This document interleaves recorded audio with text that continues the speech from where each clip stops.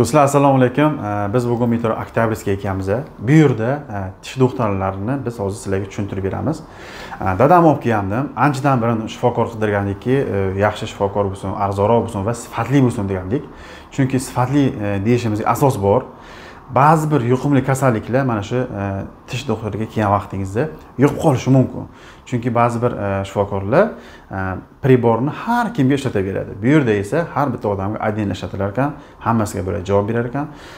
Dadam olib kelib, tishlarini qimirlaganini olib tashlab, ularga yangi qo'ydiramiz. Hozircha bu sizlarga reklama emas, tavsiya.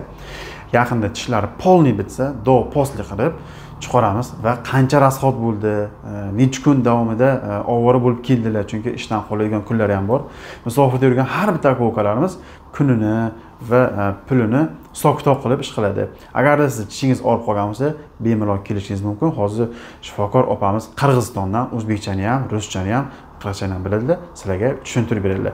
Qanaqa muolajalar qilsa bo'ladi va qanaqangi usullar bor bo'ladi. Opa, assalomu alaykum. Siz o'zingizni tanishtiring, qayerdan bo'lasiz, qancha vaqtdan ishlayapsiz? Salamatsizlar, hurmatli mekandoshlar. Men Qirg'izistondan bo'lim. Bu yoqda ishlayotganimiz bor, 10 yildan juzi bo'lib qoldi.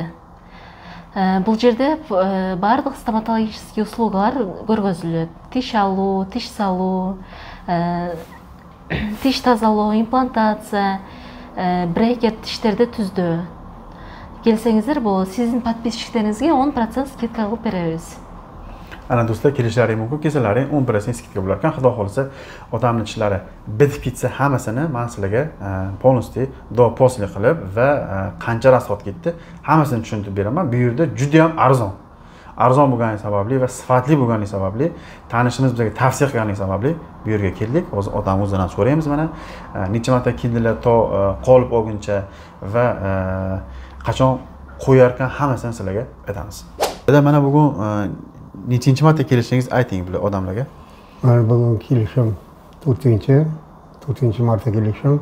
Birinchi marta kelganimda og'rigan tishlarim qimirlaganlarini hammasini oldirishib, o'rniga mana ikkinchi safar kelganimda qolib qo'yishib, razmer olishdi.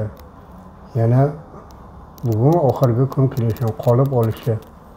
Shu bilan 3 kun, 4 kun, 5 kundan keyin kelib qolib tishni qo'yamiz. Rezultatda oxiri doimiy posta deganini qo'yib ko'rsatamiz, xudo xolasa. Do'stlar, xudo xolasa, dadamning tishlari qanaqa bo'lgan edi va qanaqa holga keldi, chiqarib beramiz. Hozircha dadamga mashina olib bera olmayman, hatto bir tish solib qo'yay deb niyat qilgandim o'zi edi. Mana shu kunga yetdik. Like bosib, tarqatib qo'yasizlar.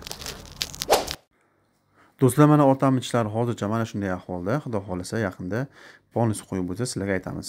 Manzilimiz metro Oktyabrskiy kelasiz. Birinchi vxoddan mana shunday chiqib kelishingizda mana shu yo'lchadan kelasiz va o'ngga burilasiz.